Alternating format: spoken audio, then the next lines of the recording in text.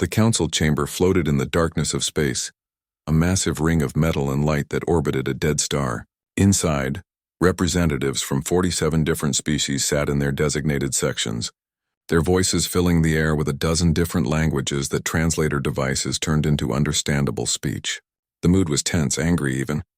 Something had happened that threatened the fragile peace the galaxy had maintained for thousands of years. Captain Ji-won stood near the human delegation section, her hands clasped behind her back as she watched the arguing aliens.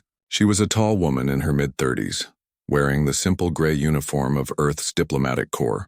Next to her, Dr. Mirai fidgeted with a data tablet, her fingers dancing across the screen as she reviewed the evidence they had brought. The young archaeologist looked nervous, which made sense. This was her first time addressing the Galactic Council. Ambassador Hyunwoo sat in the human chair, his old face calm despite the chaos around him. He had been doing this job for 20 years and had seen worse situations than this. At least nobody was shooting yet. Order. The voice of High Scholar Kryn echoed through the chamber. The being was made of pure energy, contained within a crystalline shell that glowed with soft blue light. As the council's senior historian, Kryn had the authority to demand silence, and slowly the arguing voices died down. Councillor Vexthar rose from his seat. He was an insectoid creature, 7 feet tall with 4 arms and compound eyes that glittered like black diamonds. His species, the Kryn, had always been suspicious of humanity. Now he pointed one of his clawed fingers at Ambassador Hyunwoo. The humans have violated sacred law, Vexthar said, his translator making his clicking speech sound harsh and accusatory. They have colonized 17 star systems within the forbidden zones. These areas have been restricted for over 100,000 years. Every species in this chamber knows the law. The humans cannot claim ignorance. A murmur of agreement rippled through the chamber. Several other counselors nodded or made gestures of support. Ji-won felt her jaw tighten. This was bad. The Forbidden Zones were ancient no-go areas scattered throughout the galaxy. Nobody knew who had declared them forbidden or why, but the law was clear. Enter them, and you violated one of the oldest rules in known space. Ambassador Hyunwoo stood slowly. He was an old man, but his voice was strong and clear. We found no warnings, he said simply. When our colony ships entered these systems, there were no beacons, no markers, no signs that said to stay away. What we found were ruins. Massive structures on dead worlds, all abandoned and empty. We thought they were simply unclaimed territory. Ignorance is not an excuse, Vexthar shot back. Perhaps not, Hyunwoo agreed. But ask yourself this, counselor. Why would we deliberately break such an important law? What would we gain? We are not a powerful species. We have only been part of this council for 50 years. We are still learning the rules of galactic civilization.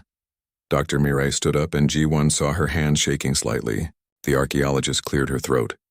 If I may address the council, she said, I have been studying the structures we found in these systems.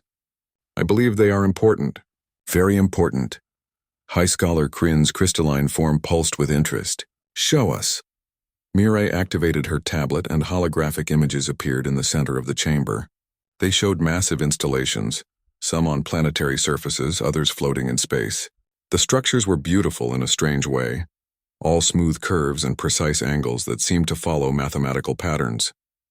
There were towers that reached into the clouds, platforms the size of cities, and underground complexes that went miles deep. These buildings are ancient, Mirai explained. Our dating methods suggest they are at least 200,000 years old, possibly older. The construction materials are unlike anything in current galactic civilization. The architecture follows design principles that we don't recognize. And most importantly, they are in perfect condition despite their age. Several counselors leaned forward. Ancient ruins were always interesting, but 200,000 years old? That predated every known civilization in the galaxy. What else did you find? Kryn asked, and there was something in the energy being's voice that sounded almost worried. Energy patterns, Mirai said, bringing up another hologram. The structures are dormant, but they still emit low-level power signatures. The mathematical constants embedded in their design match certain theoretical models, but we have never seen them used practically before. And there is one more thing. She paused, and Ji-won could see the archaeologist was genuinely excited now, her nervousness forgotten. Several of the installations have what appear to be security systems, genetic locks. We only discovered this by accident when one of our survey teams got too close. The locks responded to human DNA. The chamber erupted into noise. Counselors shouted questions, demanded explanations, accused the humans of lying. Vexthar stood up so fast his chair fell over. "This is impossible," he shouted. High Scholar Kryn said nothing. The energy being's glow had changed from soft blue to a harsh white. Ji-won watched as Kryn's form flickered like someone had struck the historian with a physical blow. "Scholar Kryn?" Ambassador Hyunwoo asked. "Do you recognize these structures?" The chamber went silent. Every eye, lens, and sensory organ focused on the glowing crystal. When Kryn finally spoke, the voice was barely a whisper. "The first builders," Kryn said. "The legends speak of them. The predecessors who came before all of us, who built the hyperspace lanes we use, who shaped the galaxy into what it is today. But they are just myths, stories we tell. They cannot be real." "What if they are real?" Mirai asked quietly. "Then we have a significant problem," Kryn replied. "Because according to the legends, the first builders were not aliens. The myths say they looked like one of the current species. They say the first builders had 2 arms, 2 legs, stood upright, and came from a world covered in water." Every eye in the chamber turned to look at the human delegation. Ji-won felt her blood run cold. Kryn was describing humans.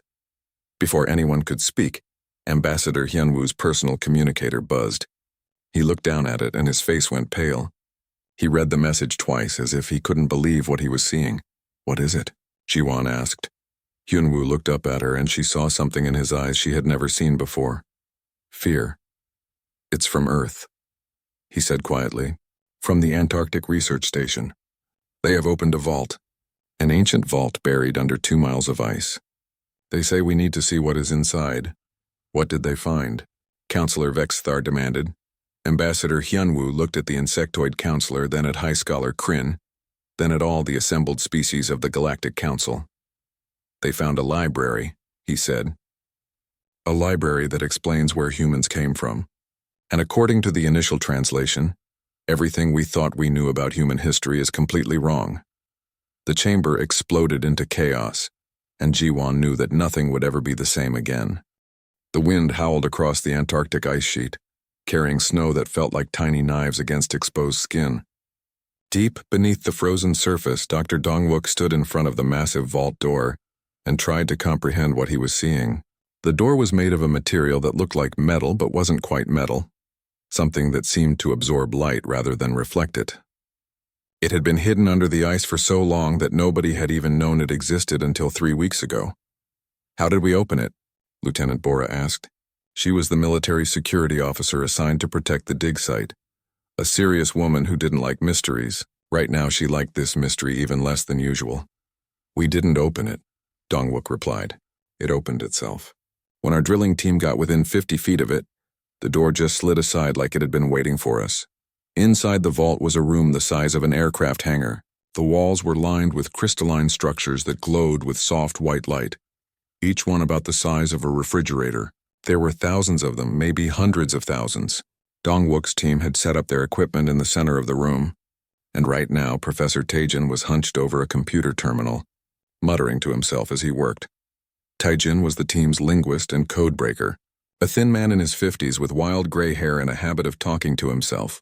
He had been working on the crystal structures for 2 days straight without sleep, surviving on coffee and determination. "This is insane," Taejin said, not looking up from his screen. "Completely insane. What did you find?" Dongwook asked. "Everything," Taejin replied. He finally looked up and his eyes were red from exhaustion but burning with excitement. "These crystals are data storage devices. Each one contains more information than every computer on Earth combined, and I can read them." "You broke the code?" Bora asked, surprised. "I didn't break anything. The language is impossible, completely alien, based on mathematical principles that shouldn't work. But somehow I can read it. Not because I learned it, but because it feels familiar, like remembering something I forgot a long time ago." Dongwook felt a chill that had nothing to do with the Antarctic cold. "What does it say?" Taejin turned back to his screen and brought up a document. The text appeared in flowing symbols that shifted and changed as Dongwook watched, and yet somehow he could understand it. The words made sense in his mind even though he had never seen them before. "It tells a story," Taejin said quietly.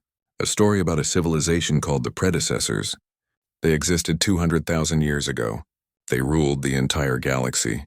He brought up images, holographic projections that filled the air above them, cities that covered entire continents, ships that moved between stars, worlds transformed into gardens.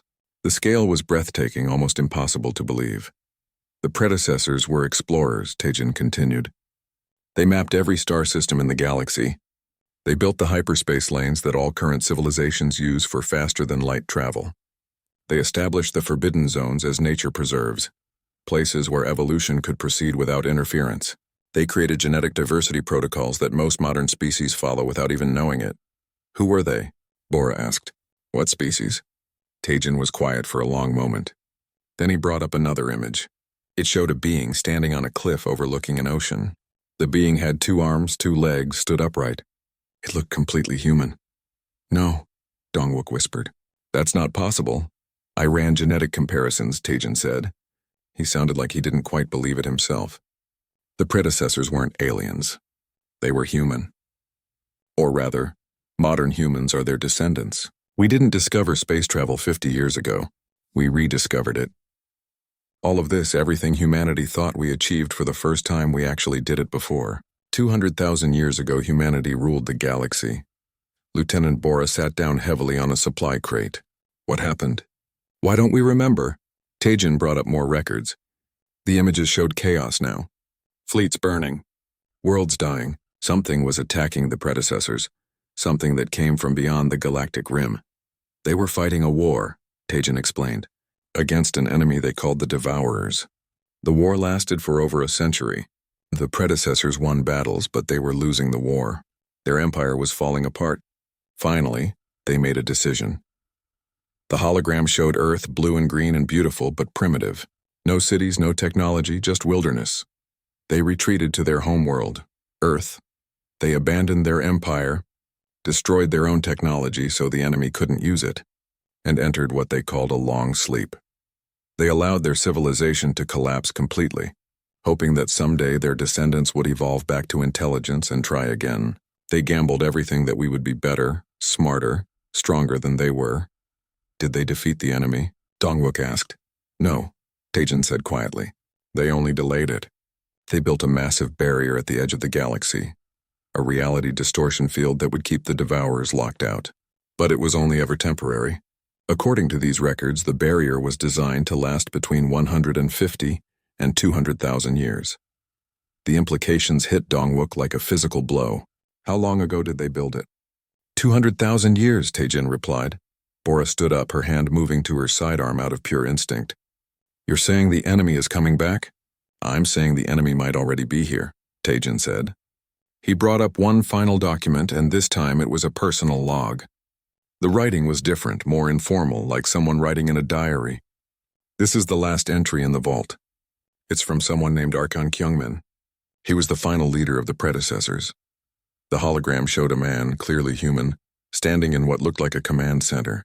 He looked tired, heartbroken, but determined. If you are reading this, you are our children, the recorded message said. Kyungmin's voice was deep and sad. You have returned to the stars. We hoped you would, but we feared you might not. Know this. We fought not because we thought we could win, but because fighting was the only way to give you a chance to exist. The enemy that destroyed us is patient. It does not forget. It does not forgive. It simply consumes everything in its path. The hologram showed images of the enemy, ships that looked like they were made of organic material mixed with metal, beings that had no recognizable shape, just masses of consuming darkness. We built the barrier to protect you, Kyungmin continued, but it will not last forever. When it falls, the Devourers will return, and you, our children, will face the same choice we did. Fight and possibly die, or surrender and definitely die. We chose to fight. We pray you will be wiser, stronger, more successful than we were. The image of Kyungmin flickered. We have hidden installations throughout the galaxy. Weapons, ships, technology far beyond what any current civilization possesses. They will respond to your genetic signature. They are yours by right of inheritance. Use them well. Protect the innocent. Honor the memory of what we tried to build. And if you fail, know that we loved you anyway. You are children of Earth and heirs of the stars. Make us proud. The hologram faded, and the vault was silent except for the hum of equipment. Dongwook looked at Teijin and Bora. We need to contact the council immediately. They're not going to believe us. Bora said. They don't have a choice, Dongwook replied.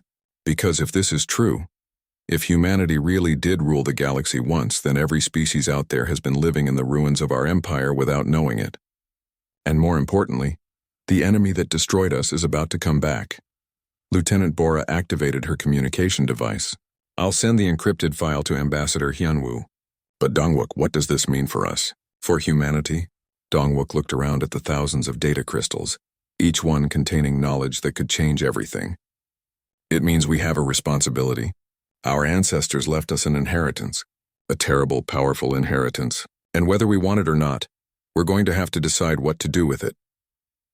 High above them, beyond miles of ice and rock and atmosphere, Earth continued its slow rotation around the sun, a small blue planet that had once been the capital of a galactic empire, and might need to be again. The news from Earth spread across the galaxy like fire through dry grass. Within days, every species knew the truth. Humanity was not a young, primitive race that had recently discovered space travel. They were the descendants of the predecessors, the legendary first builders who had shaped galactic civilization itself. Everything from the hyperspace lanes to the ancient laws that governed council, politics had been created by human ancestors. The galaxy did not react well. Admiral Sunwoo stood on the bridge of the Earth defense ship Vigilant, watching the sensor displays with growing concern. He was a career military officer, a man who had spent 40 years preparing for wars that never came. Now it looked like all those years of preparation might finally matter. Admiral, we're detecting 18 Kryn warships moving into the outer colonies sector, his tactical officer reported. They're not responding to hails. Mark their positions, Sunwoo replied calmly. But do not engage unless fired upon. The Galactic Council had fractured. Some species wanted peace, but others saw the revelation about humanity as a threat. The Kryn Dominion, led by the ambitious warlord Krix, was the most aggressive. They had begun seizing the old forbidden zones, claiming rights to predecessor technology. When human colonies objected, the Kryn ignored them. Back on Earth in the United Nations building, Envoy Jihe was trying to negotiate with representatives from dozens of species. She was a skilled diplomat, known for her patience and her ability to find common ground, but today she was getting nowhere. You must understand our position, said the Etherian ambassador, a being of shifting light and thought. The Etherians were philosophers and prophets, generally peaceful. For 200,000 years we believed ourselves to be independent, our own people. Now we discover that our entire civilization exists in the shadow of human achievement. It is difficult. We didn't know either, Jihe replied. We're just as surprised as you are. But you benefit, snapped the Kryn representative, a smaller but no less aggressive cousin of Warlord Krix. You inherit an empire. You inherit weapons. You inherit power that makes all of us obsolete. We don't want power over you, Jihe insisted. We want cooperation. Easy to say when you hold all the advantages, the Kryn replied. The meeting broke down into arguments again, and Jihe felt exhausted. How could she convince them that humanity hadn't wanted this? That discovering you were descended from a fallen empire was more burden than blessing? On a research station orbiting one of the old forbidden zones, Dr. Mirai was making discoveries that would change everything. She had spent weeks studying the predecessor installations, and what she found was both amazing and terrifying. Captain Jiwon, you need to see this, Mirai said over the communication link. Jiwon had been assigned to oversee security at several of the research sites. She arrived at Mirai's lab within the hour and found the archaeologist standing in front of a massive holographic display. I figured out how the installations work, Mirai explained. They're not just dormant.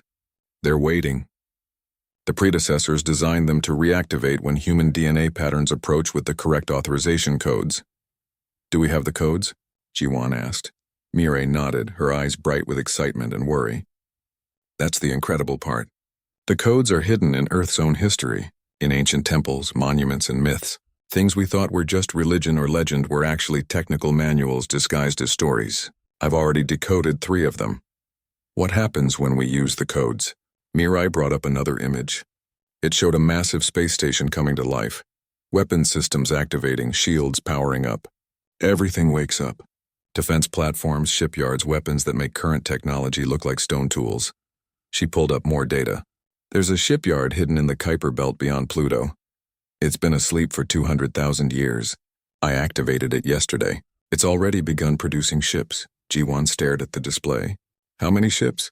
If it runs at full capacity, it could build a fleet larger than all current galactic military forces combined. In about 6 months, the implications were staggering.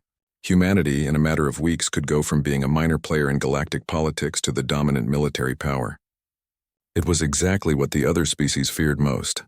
News of the reactivations reached the Council quickly. Councillor Vexthar called an emergency session, and this time his voice was not just suspicious but openly hostile. The humans are preparing for war, he declared.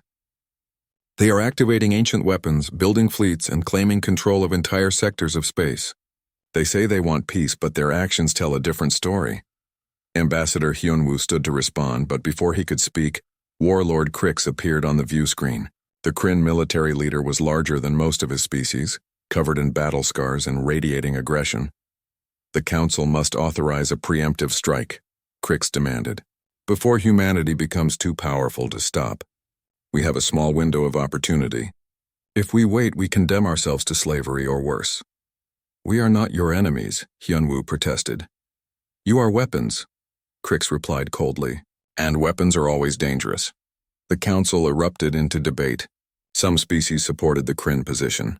Others, like the peaceful Etherians, argued for patience. But the fear was spreading. Even species that wanted to trust humanity couldn't ignore the facts. In weeks, humans had gone from having a modest fleet to commanding technology that could destroy civilizations. High Scholar Kryn called for calm. The ancient energy being had been studying the predecessor records non-stop.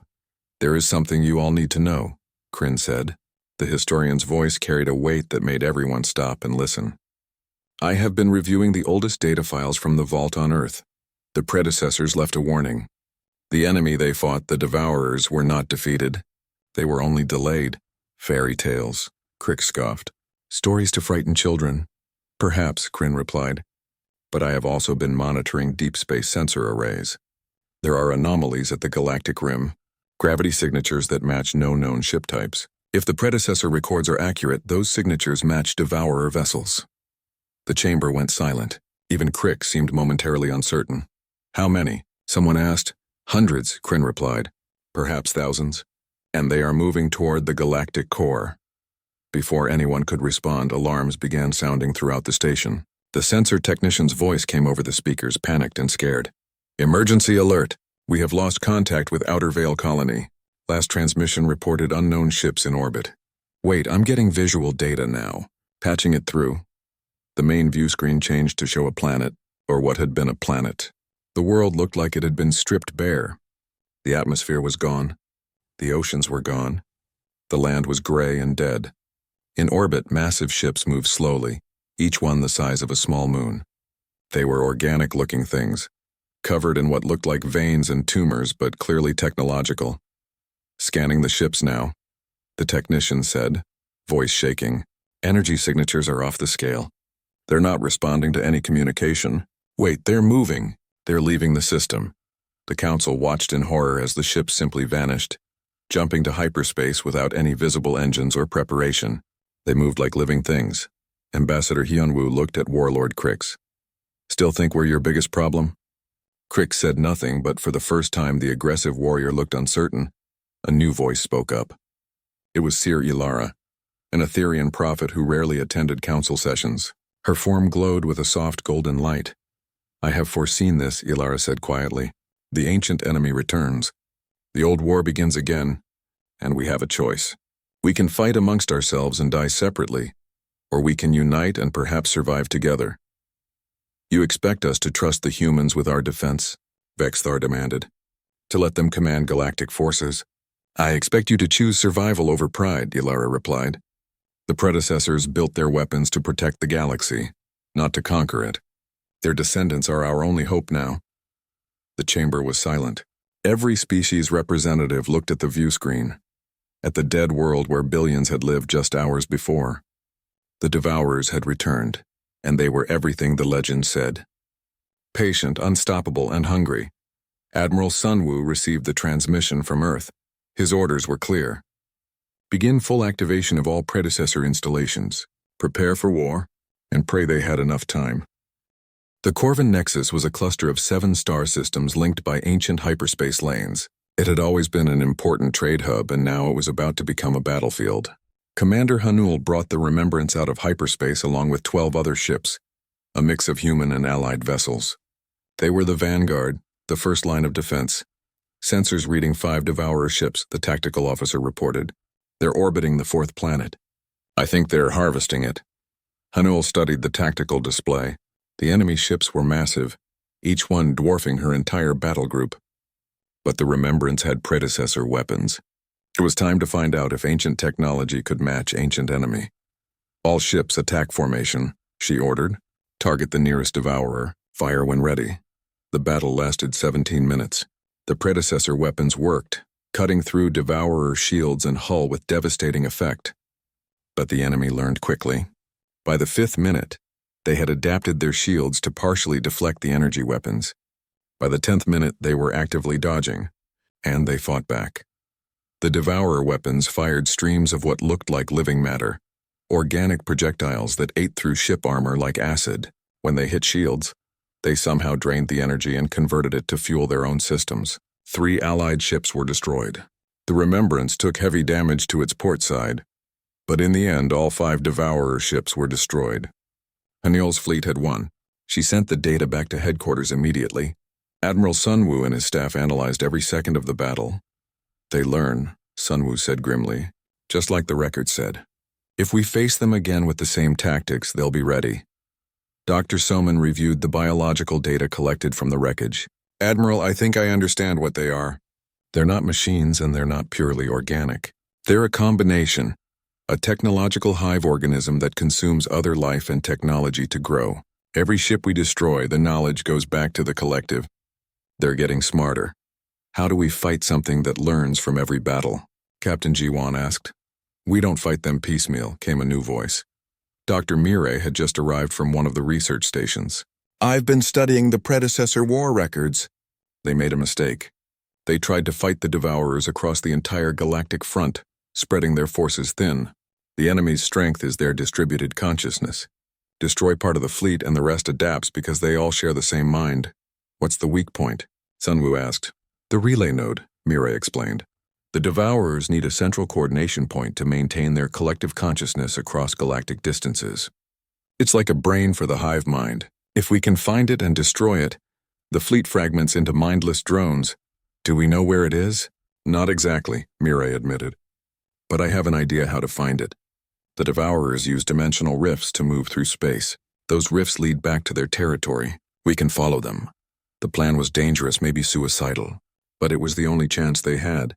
Admiral Sunwoo presented it to the council, and after heated debate, they approved it. They had no choice. Meanwhile, on Earth, Dr. Dongwook's team had made a discovery. Hidden in a dimensional pocket near the sun was something called the Forge. It was a construction platform the size of a planet, capable of building weapons on a scale that seemed impossible. We can build a dimensional disruptor, Professor Tajin explained, a weapon that can tear apart the fabric of space itself. It could destroy the relay node in one shot, but it requires enormous energy. We'd have to drain power from several star systems. Do it, Admiral Sunwoo ordered. We'll buy you the time you need. The final battle plan was audacious. Admiral Sunwoo would take the entire combined galactic fleet to the galactic core, where the Devourer main force was heading. They would engage in what appeared to be a desperate last stand, drawing the enemy's full attention. Meanwhile, Commander Hanul would lead a small strike team through the dimensional rifts to find and destroy the relay node. Envoy Jihi volunteered to join the strike team. You'll need a diplomat, she said with a sad smile. Even if it's just to record what happens. The day of the battle arrived. Thousands of ships from dozens of species gathered at the galactic core. Admiral Sunwoo stood on the bridge of the Eternal Vigil, humanity's largest dreadnought. Around him were allied vessels of every type and size, former enemies now fighting side by side. All ships report ready, his tactical officer said. Sunwoo took a deep breath. Then let's give humanity's children something to remember. All forces, engage the enemy. The Devourer fleet appeared like a dark tide, thousands of organic mechanical ships that blotted out the stars. The battle that followed was like nothing the galaxy had ever seen. Energy weapons lit up space like lightning. Ships exploded in silent fury. The Devourers fought with cold efficiency, but the Allied forces fought with desperate courage. Hours passed. Then days. Ships died on both sides. Admiral Sunwoo watched the casualty reports climb, and felt each loss like a knife to his heart. But the plan was working. The Devourers were committing their full force to destroying the fleet. On the silent dawn, Commander Hanul's stealth ship slipped through the dimensional rift. The journey through was a nightmare. Space itself seemed wrong, broken, hostile to normal matter. Only the ship's predecessor's shielding kept them alive. "I found it," Hanul said, staring at the scanner display. The relay node. It was enormous, a construct the size of a gas giant. It pulsed with stolen energy from 1,000 consumed worlds. Organic and technological components merged into something that hurt to look at. This was the mind of the Devourer hive. "Deploy the charges," Hanul ordered. Lieutenant Bora led the security team in protective suits, fighting through the node's automatic defenses. They planted the dimensional disruptor charges at key points, but the Devourers detected them. Enemy forces began converging on their location. "We're not going to make it back to the ship," Bora reported calmly. Professor Tajin was with the team. He looked at the charges and then at his companions. "Someone has to stay to manually detonate them." "To make sure it works." "No," Hanul said over the comm. "That's an order, Professor." "Sorry, Commander," Tajin replied. "But I'm a civilian. I don't take orders." He sealed his suit and disconnected his comm. The security team fought their way back to the silent dawn, but Tajin stayed behind. Envoy Jihe was hit by enemy fire as they retreated, critically wounded. They carried her to the ship. "Get back through the rift," Ji whispered. "Tell them we won." The silent dawn jumped back through the dimensional tear just as Professor Tajin triggered the charges. The dimensional disruptor tore the relay node apart, ripping through space itself. The explosion cascaded across the Devourer network, severing their collective consciousness. At the Galactic core battle, Admiral Sunwoo saw it happen in real time. The Devourer ships suddenly stopped coordinating. They began fighting independently, making mistakes, attacking each other in confusion. The organized tide became a scattered mob. "All forces counterattack," Sunwoo ordered. The Allied fleet, though bloodied and exhausted, pushed forward. With the enemy in disarray, the battle turned. One by one, the Devourer ships were destroyed. It took 3 more weeks of fighting, but the outcome was no longer in doubt. Humanity and the galaxy had survived. The aftermath was complex. The Council met to discuss the new reality. Humanity's role as descendants of the predecessors couldn't be ignored. But Ambassador Hyunwoo proposed something different. "We don't want to rule," he said. "We want to protect. Let humanity maintain the defense network, command the military forces, but political power stays with the Council. All species remain equal in governance. It wasn't perfect. Some species still feared human power, others resented it. But most recognized the necessity. The galaxy had almost died. Only cooperation had saved them. A memorial was built at the Corvin Nexus where the first victory had been won. It listed every name of every being who had died in the war, human, Kryn, Etherian, and dozens of other species.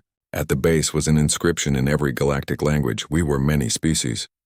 We became one people. We survived together." Years later, Dr. Dongwook stood in the Antarctic vault one final time. His team had finished translating every record. He read Archon Kyungmin's final personal log entry.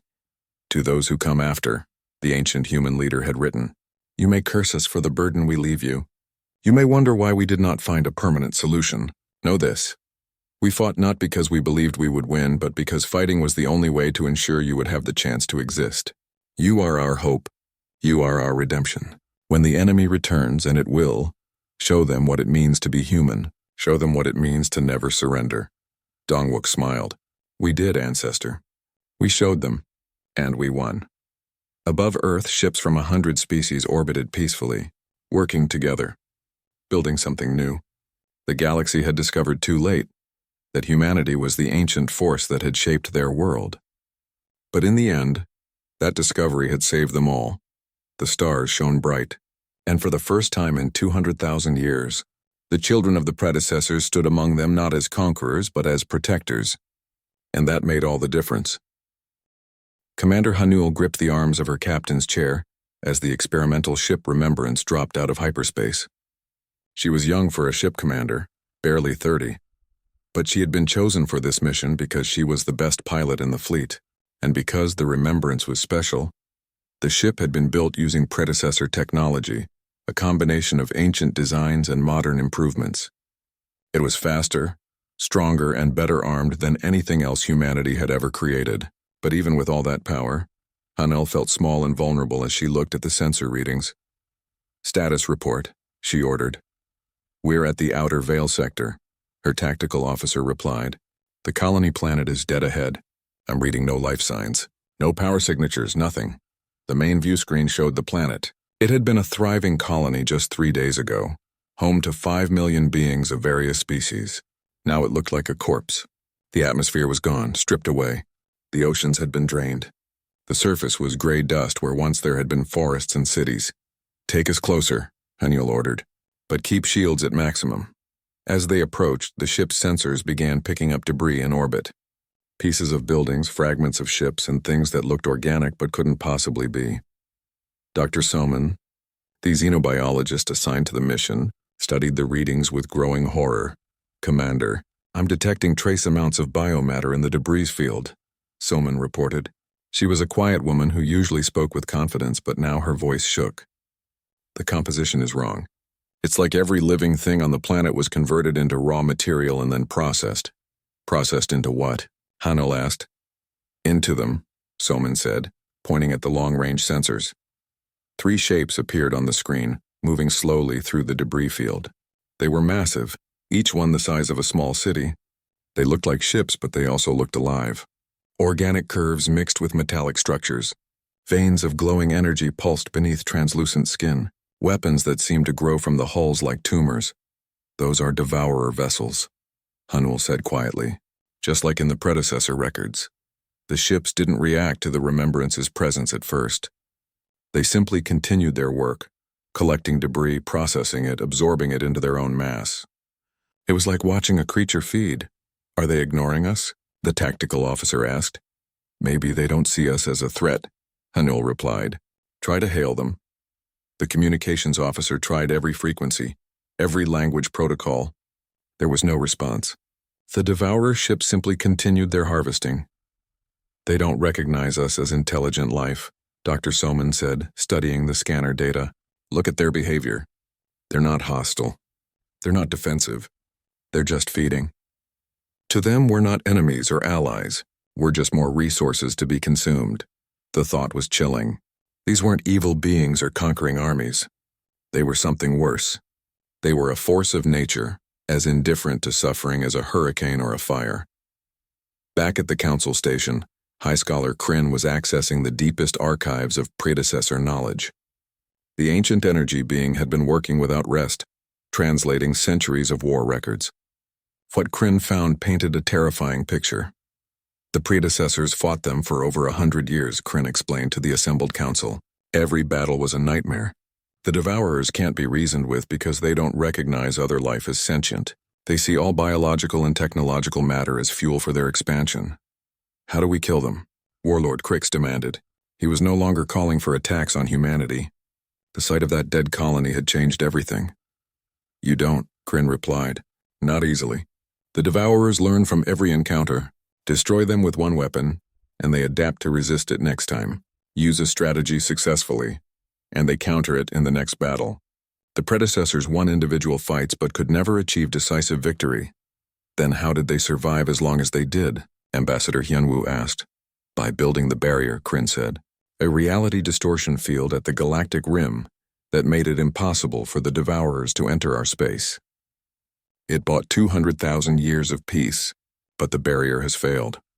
On Earth, Lieutenant Bora was coordinating with military forces around the planet. The reactivation of predecessor installations was proceeding faster than anyone had expected. Weapons platforms hidden on the moon, in asteroid belts and in deep space were coming online. Ships were being built in automated yards. The defensive network that had protected humanity's ancient empire was awakening, but it wasn't enough. The intelligence reports were clear. The Devourer fleet was massive, thousands of ships spread across dozens of star systems, and they were all moving in the same direction, toward the densely populated galactic core. Admiral Sunwoo reviewed the strategic situation and felt a knot of worry in his stomach. Yes, humanity now had access to incredible technology, but they had weeks to prepare for an enemy that had destroyed their ancestors despite centuries of preparation. "We need help," he said to his staff. "We need every species in the galaxy working together." "Sir, several species are still refusing to cooperate with us," his aide reported. "They fear human domination more than they fear the Devourers." "Then we need to change their minds," Sunwoo replied. "Send a message to Warlord Crix, request a meeting." The meeting took place on a neutral station. Warlord Crix arrived with an honor guard of Kryn warriors, all armed and dangerous. Admiral Sunwoo came alone except for Captain Jiwan. "You wanted to talk," Crix said. "Talk? We need your fleet," Sunwoo said bluntly. "And you need our weapons." "The Devourers don't care about politics or territory. They'll consume the Kryn worlds just as eagerly as human worlds. And if we join forces, what guarantee do we have that humanity won't use this crisis to seize control?" Crix asked. "None," Sunwoo admitted. "You have to trust us," Crix laughed, a harsh barking sound. "Trust? From a warrior species that once conquered the galaxy?" "Our ancestors conquered the galaxy to protect it," Captain Jiwan interjected. "Not to enslave it. The predecessors established the council system, created laws that protected smaller species, and built the hyperspace lanes that allowed free trade. They used their power to create order, not tyranny." "Pretty words," Crix said. "But words are cheap." Sunwoo leaned forward. "Then let me give you something more expensive. The predecessor installations include advanced neural interfaces. They allow operators to control weapons systems with thought-speed reactions. But they were designed for human biology. Your species can't use them effectively." "I know," Crix said bitterly. "We've tried." "We're sharing the technology," Sunwoo continued. "Dr. Mireille's team has been working on adapters that will let other species use the neural interfaces. We're giving you access to weapons that could let the Kryn fleet fight on equal terms with the Devourers." Crix stared at him. "Why? Why give us that kind of power?" "Because we need you," Sunwoo replied simply. "Because this isn't about human survival or Kryn survival. It's about everyone surviving. The predecessors made a mistake. They tried to fight this war alone and they lost. We're not going to repeat that mistake." For a long moment, Crix said nothing. Then slowly, the warlord reached out and gripped Sunwoo's forearm in the traditional Kryn gesture of respect between warriors. "If you betray this trust," Crix said quietly, "I will kill you myself." "Fair enough," Sunwoo replied. The alliance was formed. Over the following weeks, more species joined. The Etherians contributed their advanced shielding technology. The insectoid Vryn offered their expertise in hive mind coordination. Even Counselor Vexthar grudgingly committed his people's resources to the defense. But time was running out. Long-range sensors tracked the Devourer fleet as it consumed world after world, growing larger with each system it harvested. And at the edge of the galactic core, the first major battle was about to begin. Commander Hanul received her orders. "Take the Remembrance and a small battle group to the Corvin Nexus. Engage the enemy, learn how they fight, and above all, survive." As her ship jumped to hyperspace, Hanul thought about the predecessor records she had read. About Archon Kyungmin and all those ancient humans who had fought this same enemy. They had lost, but they had bought time for their descendants to exist. Now it was humanity's turn to fight. And this time they weren't alone.